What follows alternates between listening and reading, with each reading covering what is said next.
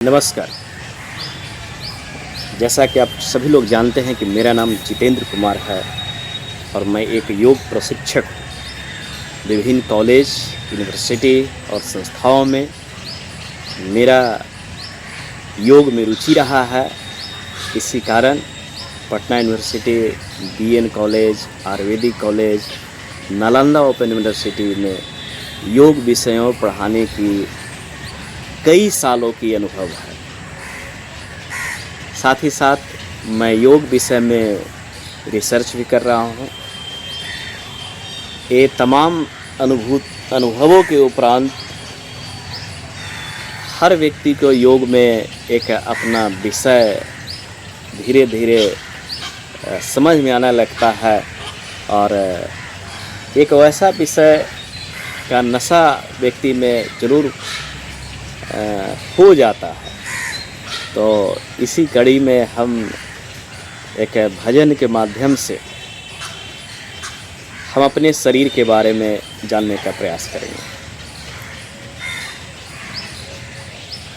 मुझे लगता है कि हम सभी लोगों को एक माली की तरह काम करना चाहिए। जिस प्रकार पेड़ पौधों को रखवाली करने के लिए एक माली की आवश्यकता पड़ती है, वो अपने पेड़ पौधे को रोज़ सींचता रहता है, या यूँ कह लीजिए कि किसानी के काम करना है। तो माली हो या किसान हो, उसका विषय, यदि आप किसान हैं तो आपका विषय खेती गृहस्थी होगी, माली हैं तो आपका विषय पेड़ पौधे होंगे। और आपको समझ में आ रहा होगा कि हम माली और किसानी क्यों कह रहे हैं। मित्रों, हम लोग का शरीर क्षेत्र भी एक क्षेत्र की तरह है। इसे भी पेड़ पौधे हैं, इसे भी कई प्राणियों निवास करते हैं। तो इसी को हम जानने की कोशिश करेंगे संक्षिप्त में। ओ बंगला अजब बना महाराज, जिसमें नारायण बोले। ओ बंगला अजब बना महाराज, जिसमें नारायण बोले। ये बंगला जो है हम अपने शरीर को कह रहे हैं। इदम शरीरम कौन्तेय क्षेत्र मित्य विधीयते।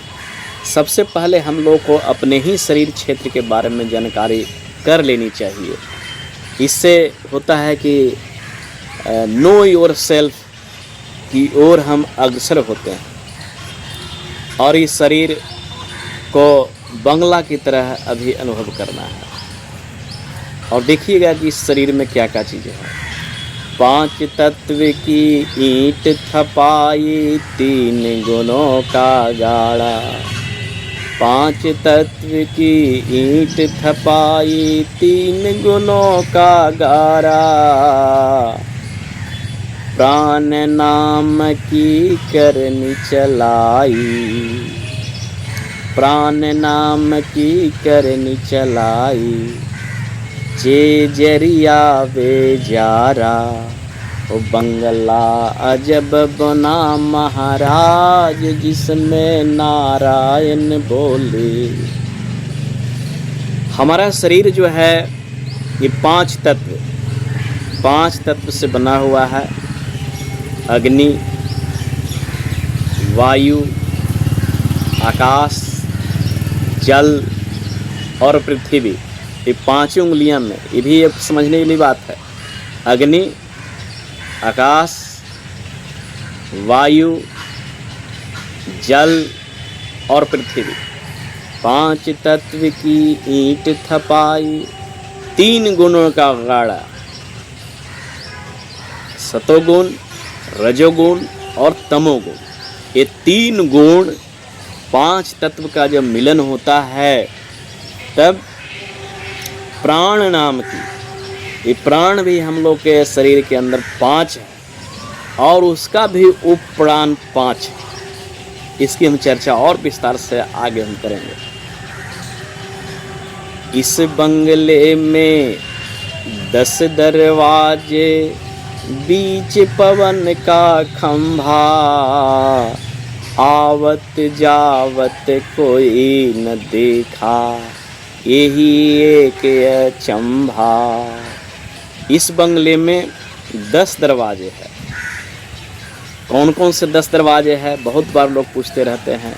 यही एक उत्तर लोगों से सभी सुन नहीं मिल पाता है, क्योंकि भगवान श्री कृष्ण ने भी 9वें दरवाजे की चर्चा भगवद गीता में उन्होंने किए थे, लेकिन यहाँ पर 10वां दरवाजा की जिक्र हो रही है। तो ये 10 दरवाजे जो हैं, ये 2 आँख हो गए, 2 नाक हो गए,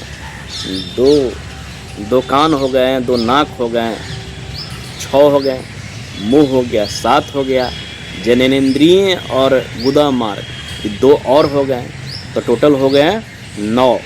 फिर से एक बार देख लीजिए, 2 कान, 2 आँख, 2 नाक, द्वितीयाई 6, एक मुख 7, आपके यूरिनरी सिस्टम 8 और एनस 9। ये 9 हमारे दरवाजे हैं। और एक दरवाज़ा जो नहीं हम लोग जान पाते हैं, खास करके महिलाएं लोग जानती हैं, वह दरवाज़ा जो है ये ब्रह्मरंध्र केंद्र है। जब बच्चा जन्म लेता है तो यहाँ देखिए कि बहुत सॉफ्ट रहता है और इस पर तेल थोपा जाता है। यही ब्रह्मरंध्र केंद्र 10वां दरवाज़ा है। इसलिए मैं इस भजन में जिक्र करता हूँ, इस बंगले में 10 दरवाजे, बीच पवन का खंभा।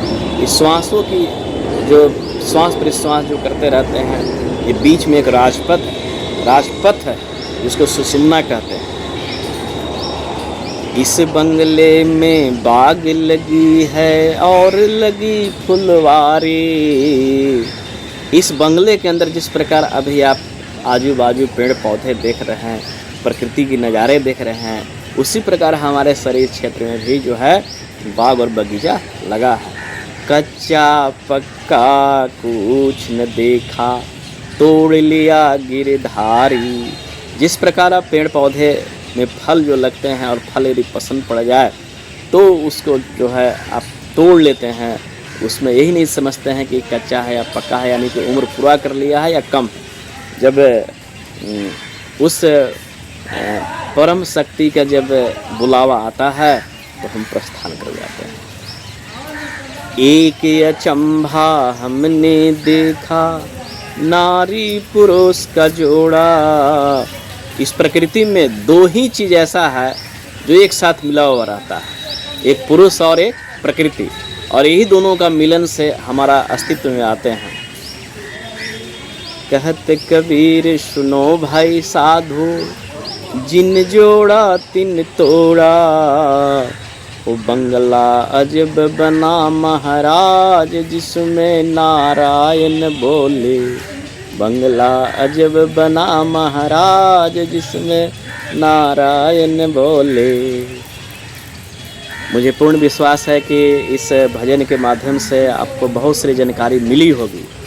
यदि थोड़ा सा भी यह भजन आपको पसंद पड़ा होगा और यदि आप चाहते हैं कि औरों लोग को इसकी जानकारी मिले, तो आप हमारे इस भजन को सब्सक्राइब ज़रूर कीजिए, अर्थात चैनल को सब्सक्राइब ज़रूर कीजिए और लोगों में इसको बढ़ाइए, अर्थात शेयर कीजिए।